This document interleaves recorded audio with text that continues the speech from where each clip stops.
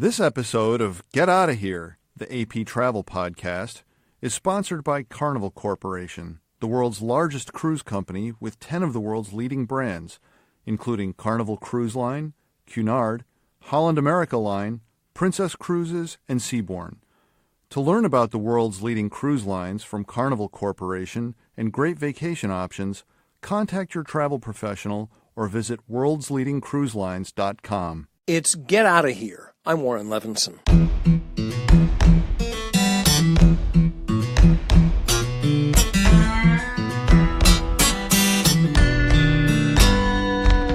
It's midsummer in the Northern Hemisphere. Time for beach trips, water sports, hikes in the mountains, warm weather pursuits. But what if you're a ski resort with a lot invested in lift and trail infrastructure, to say nothing of all that hotel and nightlife space?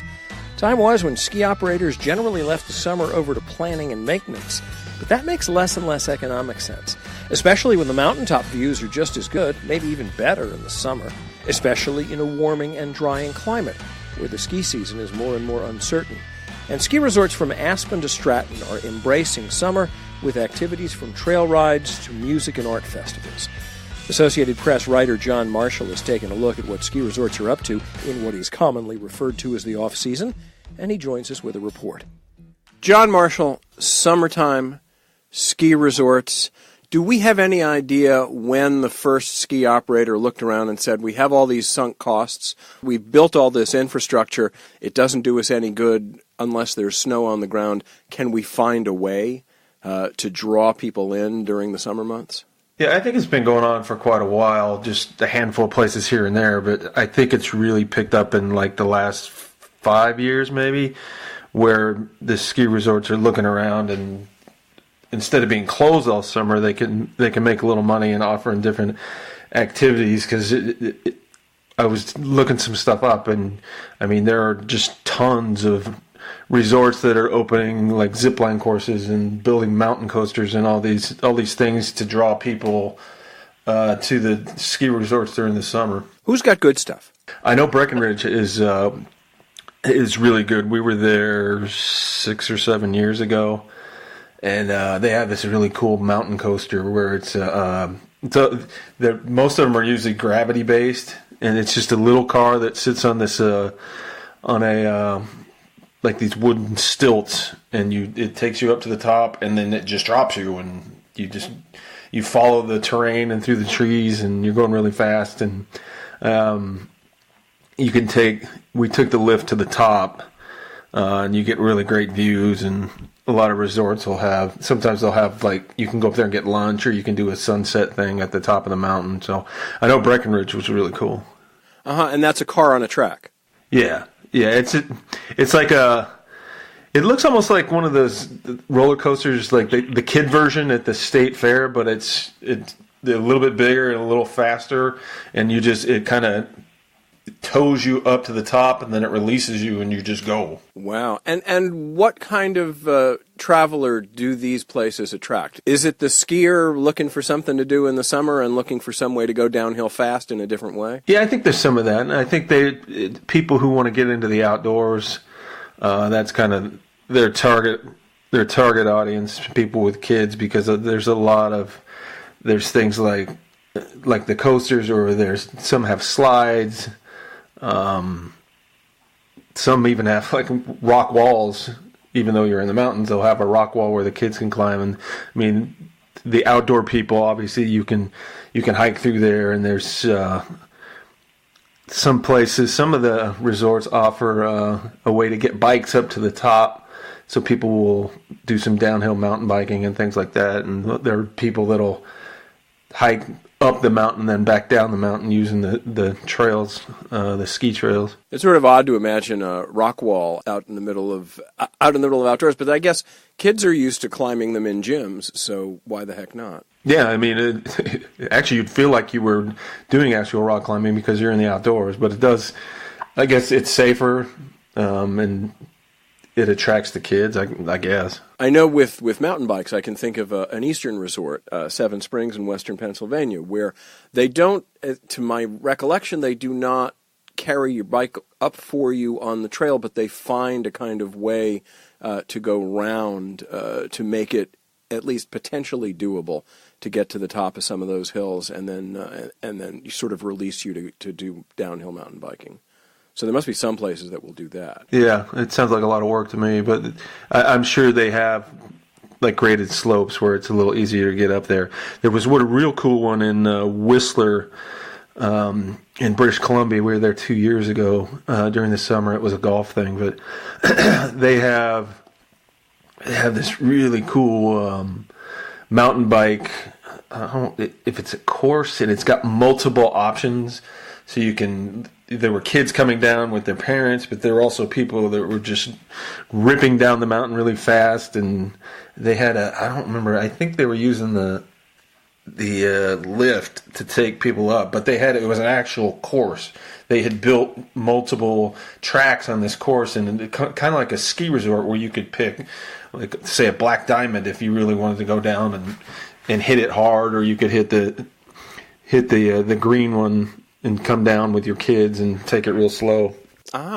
Have any of the resorts that you have come in contact with found a way to stay active enough in the summer that it comes anywhere near what they're taking in terms of business, in terms of money, compared with what they do in the winter? Not from what I've seen. I mean, just the sheer masses of people that come up and go skiing. Like, I lived in Colorado, and even here in Arizona, a lot of people going skiing, and the cost of a lift ticket is going to be generally more than if you take the lift during the summer. Like, you want to go up to, you want to pay to ride the lift during the summer. There's not going to be as many people, and the cost is going to be cheaper. And then you got people renting skis and renting boots and all that stuff. So I don't think it's even close. Right. There's just not the stuff that goes around with it, and there's not a lot of clothes to keep you warm, so there's just not as much stuff to sell. Yeah, no doubt. How about the zip line rides? Who's got them, and what are they like? Yeah, it seems like everybody has one now. I grew up in Northern California and was driving up, I think it's last summer. There's one right along the road. It was one of the, I don't remember which ski resort it was. But yeah, you can just driving up Highway 80, I think it was, and you can see people doing the zip lines. And it seems like when I was in Colorado a couple years ago, pretty much it seemed like every one of them had a zip line course, and some pretty elaborate ones too. It's not like you get on and go from one tree to the next tree. They've got these multi-station zip lines where you go from one, I don't know, pillar or whatever it is to another, and then you clip on and you can go in different directions, and it's an entire course, which looked really cool. I didn't do it, but it looked really cool. Now, with zip lines or something like that, can some of this stuff coexist with ski stuff in the winter, or does it all just have to go away? Yeah, I haven't seen it coexisting. I don't even know if you can do it. You could probably do a zip line in the winter, but I think people are going up there and going skiing. It's not something that I've seen. So let's talk about climate change for a minute. How is that affecting these resorts? In the West, there's been droughts, so the ski season has been shorter. So there's obviously going to be less ski traffic. They're going to make less money. And to be able to expand the resorts to offer different things that don't have to have snow and can be done somewhat year-round, I think it has an impact that way. Now, a lot of resorts obviously have stuff that goes way beyond skiing in terms of restaurants, in terms of nightlife, etc. Does this stuff get to flourish in the summertime? Yeah, I've seen some, like at the bottom of the mountain, most places I've been to, all those places stay open, especially now that they're offering things that people can do during the summer. I've seen a few resorts where the restaurant or the stop-off place at the top of the mountain will be open for a certain amount of time, so that the people that go up and take the lift just to hike down or to be there in the summer or to go up there for sunset will be open for a certain amount of time just to accommodate some of the people that are coming up there.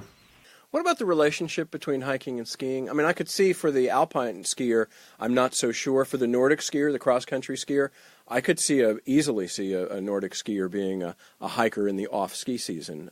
Is that true for alpine skiers as well? Yeah, I think so. I've seen, when I lived in Colorado, you get people that live there year round or come up there from Denver or the Western Slope, and it's the same.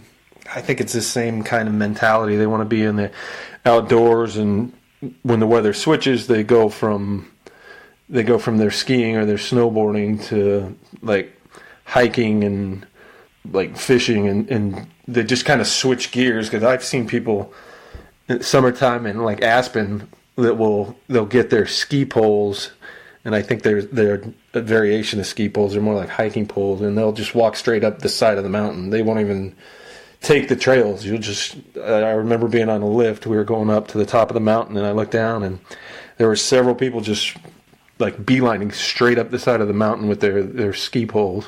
Oh, wow. So have you ever been in a resort where you look at it in one season or the other, or either in the summer and say, man, this is good, but this is really great when it's snow-covered, or the other way around, that you're in a ski resort in winter and thinking, yeah, it's nice, but man, summertime, this place really just, everything blooms and it's just gorgeous. Yeah, I've never looked at it really that way. I kind of enjoy it the way it is, but when I lived in Colorado, the ski resorts in the summer were really cool because everything gets super green and everything blooms because the season's so short up there, and everything really pops.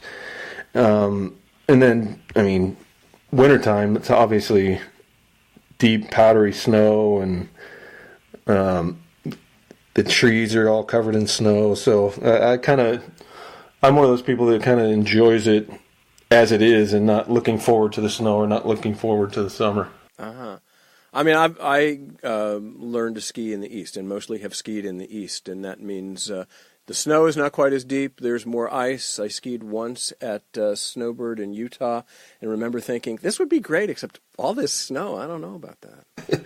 Yeah, we used to. I grew up in Northern California, and there'd be decent snow at times, but you'd get that really hard, icy, hard to turn snow. And then we got to Colorado, and it's like fresh snow there, and you're just like, you're just blown away because it's like skiing in like frozen flour or something. It's so light and so airy. It was completely different than what I was used to. Right, exactly, and not noisy at all. Yeah, not that scraping sound as you're going down the mountain. Exactly. All right, what else is in the story that we're missing here that we have to talk about? Some of the resorts have like these giant slides where kids can go down. Yeah, I guess you don't have to be a kid. We mentioned the mountain coasters. I've noticed an uptick in resorts that are adding these coasters, and they're really cool the way they go through the trees. And some of them, I mean, one of them I saw gets up to like 28 miles an hour, which if you're in a little car, that seems like it's pretty fast. In Park City, where they had the Olympics, what was early 2000? Was that 2000? 2002. Yeah, you can actually go on the old bobsled run during the summer. You don't have to do it during the winter. Some resorts will have yoga on the mountain. You can take the lift up, and they'll do yoga, like a sunset or sunrise yoga at the top of the mountain. Some of these resorts even have like movie nights where they have screenings, and they'll put up a screen and everybody can bring their blankets. Frisbee Golf, I've seen, I don't remember, Copper Mountain, somewhere in Colorado has its own little Frisbee golf course. There's, in addition to zip lines, they'll build these obstacle courses where you're climbing ladders and crossing ropes and going over various things while you're up in the air. And the same thing with a ropes course. It's kind of similar to a ropes course where you're tied in and you're taking a rope across a giant drop off or whatever from tree to tree or something like that. Some places have like bungee trampolines, which I guess you can get that anywhere. You don't have to go to a ski resort. Right. Well, great. John Marshall, thank you so much. I really appreciate you taking the time. All right, thanks. Covering college basketball for the AP keeps Phoenix-based John Marshall busy most of the ski season. He's been taking a look at what the ski resorts are up to in the summer. After a break, my favorite trip, a drive across Europe and Asia in a ridiculously small car. Download the AP News app for the latest in news, sports, travel, entertainment, and more. Available now for iPhone and iPad. It's Get Outta Here. I'm Warren Levinson. And now, my favorite trip. In from the back door of the ballroom walked a performer dressed in really bad drag. He was wearing red stockings and a plaid dress that looked like it came from the Salvation Army, sunglasses, a red feather boa, and greatly exaggerated poofy breasts. My brother turned to Diana. "What the hell?" he asked. No, she shrugged as if this was totally expected. "It's a lady boy." I have not met you, but I am willing to bet money that you have never been to a Kazakh wedding. Or if you have, that you've never been to one in Kazakhstan. Or if you have, that you've never been to one to which you were invited by a complete stranger you just met while driving through the country on the way somewhere else. The Wild Wedding Party is just one of many adventures our friend, the radio producer and podcaster Scott Gurian, relates in his show, Far From Home. The first season covers the trip he made with his brother Drew in the Mongol Rally, a mad jaunt across Europe and Asia from the UK to Mongolia. The event was established in 2004. The main rules: to take part, you have to raise money for charity, and you have to make the trip in a ridiculously underpowered car. My brother and I, a few years ago, we got in the habit of taking a big trip every year over Christmas and New Year's. We didn't have a lot of family left in the area. We didn't really have anything to do over the holidays, and we figured rather than just sit home and make dinner for ourselves, we might as well go somewhere interesting.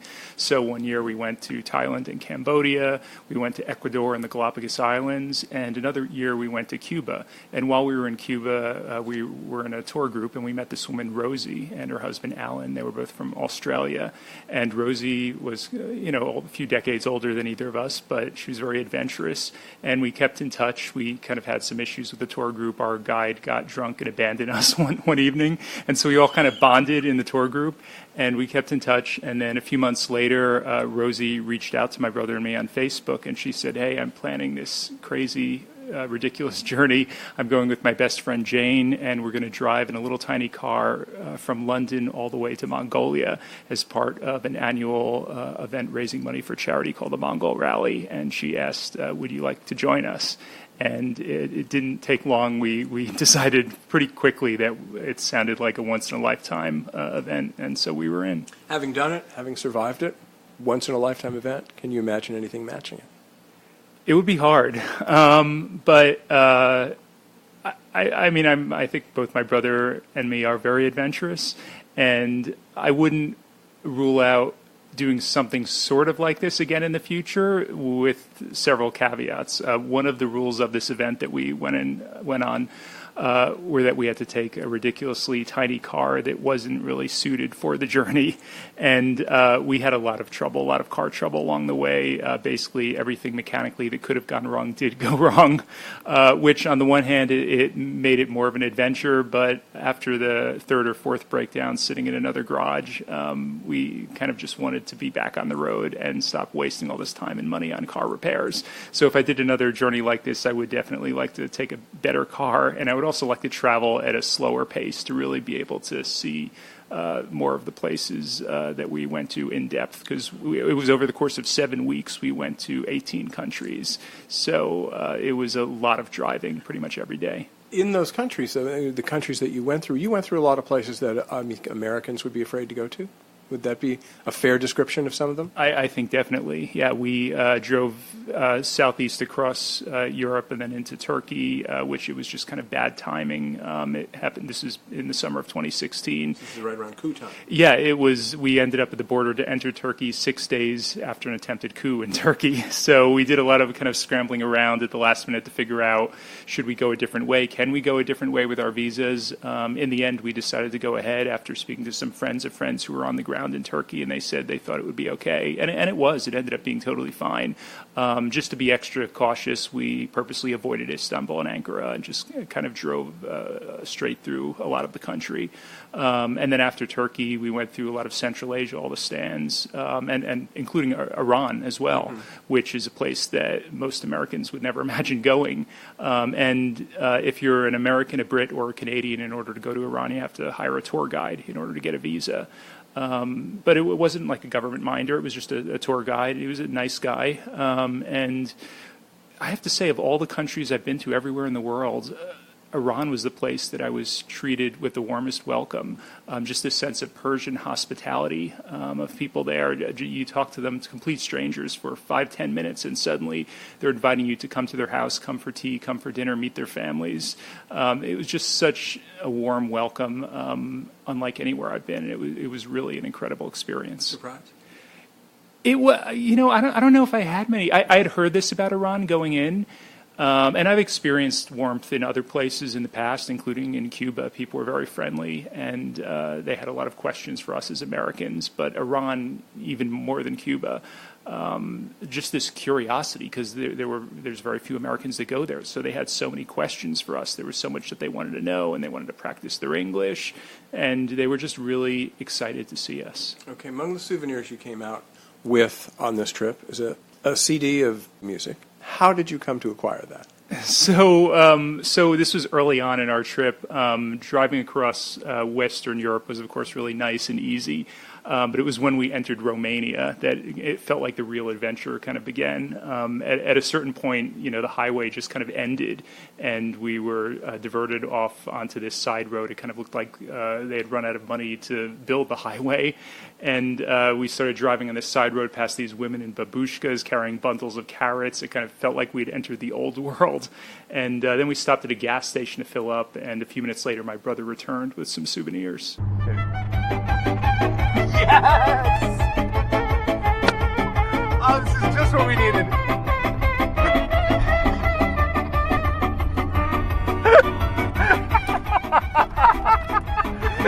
You could ask for more stereotypical. I mean, in the end, in Mongolia itself, you had to be rescued. Yes. So, explain that, and when you look back on it now, what do you think about it? Do you see it as, okay, in the end, this was a major failure of our trip, or we are so grateful that the authorities were there to help us, or what? So, the thing you need to know about Mongolia is, first of all, it's an enormous country. People don't realize how big it is. And if you look on a map of the country of Mongolia, you see these lines going across from east to west of the country. And as an American, you would assume, there must be highways, or at least like paved roads, major roads. These are the main east-west routes across the country. When you get there, they're mostly unpaved. It's just like dirt tracks through the sand or through the grass. No signs whatsoever, not even signs in Mongolian or Russian, like no signs whatsoever. Very hard to figure out your way. GPS was of very little use in Mongolia. Oftentimes we would see one line on the map, but in reality the trail would split 3 different ways, and we'd have no way, of knowing which way to go. And then there were river crossings. There were these shallow little streams that we'd have to drive across, which our car, of course, isn't capable of going in very deep water. So this one particular day we were driving, and we got caught in this one river crossing, and then we saw another one coming up ahead. And we decided, okay, we really don't want to have to go through that again. So doing the best we could to kind of figure out from a satellite map and GPS and our paper maps, trying to compare the 3, we figured, okay, well, let's go. We see this other track that kind of goes off to the right. Let's go that way instead. It looks like it kind of goes parallel to the main road, and we could rejoin the main road a few miles down, which is all well and good if you're on flat terrain, but this was pretty hilly where we were and very remote. Mongolia has the lowest population density of any country on the planet. And so we went up a few hills. We somehow, our little cars have very little horsepower. That was the other thing. I said these cars had to be kind of ill-equipped for the journey. That was one of the rules of the event. And our car had very little, power, and it wasn't good at making it up these steep hills.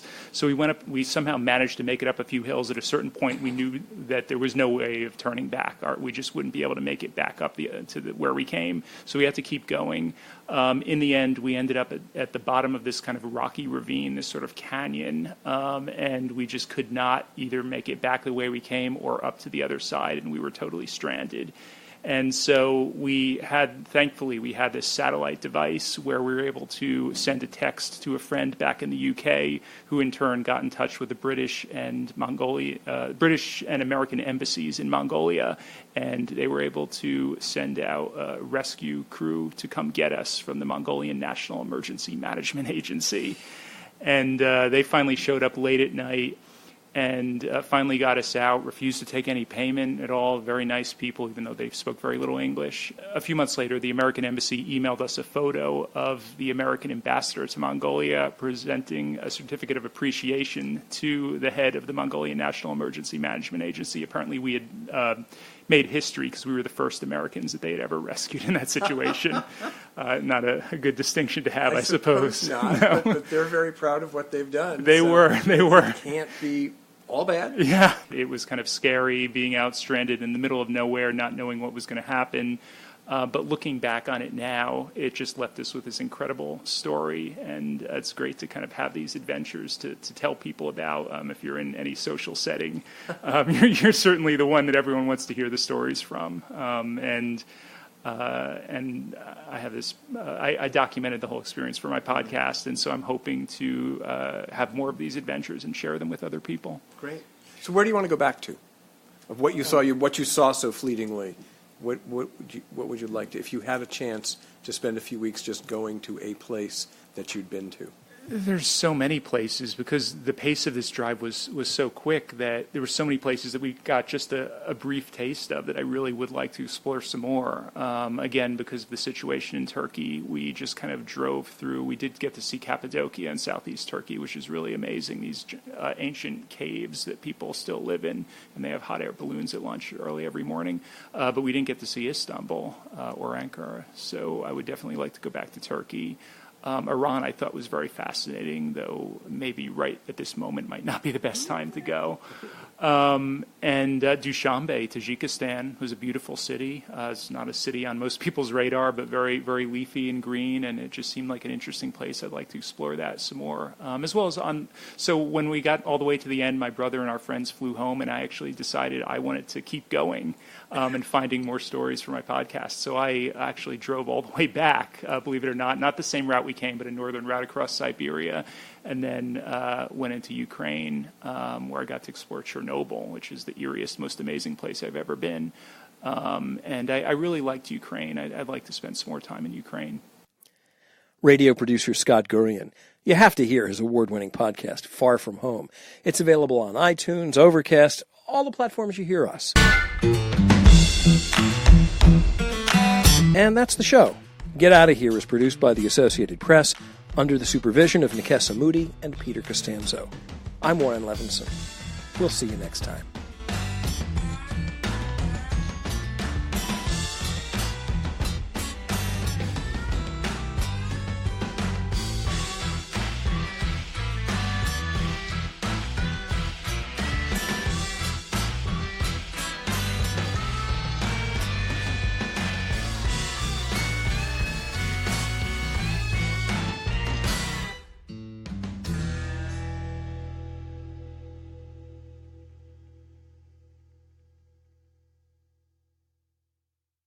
This episode of Get Outta Here, the AP Travel Podcast, was sponsored by Carnival Corporation, the world's largest cruise company with 10 of the world's leading brands, including Carnival Cruise Line, Cunard, Holland America Line, Princess Cruises, and Seabourn. To learn about the world's leading cruise lines from Carnival Corporation and great vacation options, contact your travel professional or visit worldsleadingcruiselines.com.